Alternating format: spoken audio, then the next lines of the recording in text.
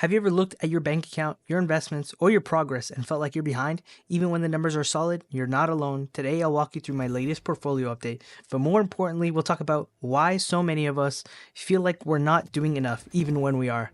My portfolio just crossed 255,000 Canadian dollars, a solid recovery from earlier this year.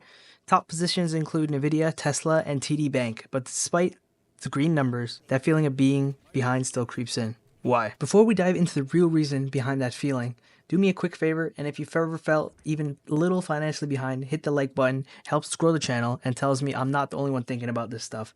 The truth is, we live in an era of constant comparison. Scroll through social media, and you'll see people your age driving luxury cars, buying houses, or making six figures from side hustles.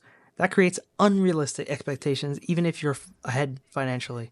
Psychologists call this the relative deprivation.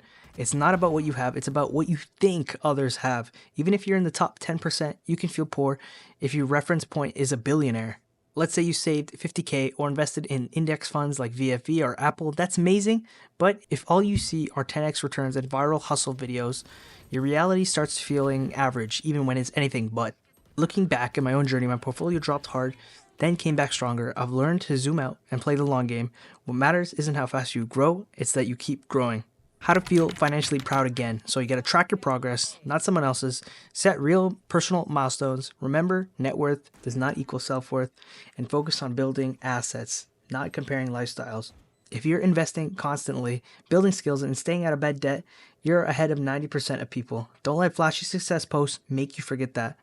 Thanks for watching. If this helped shift your perspective, hit the like and sub button. Let's stop feeling behind and start feeling in control.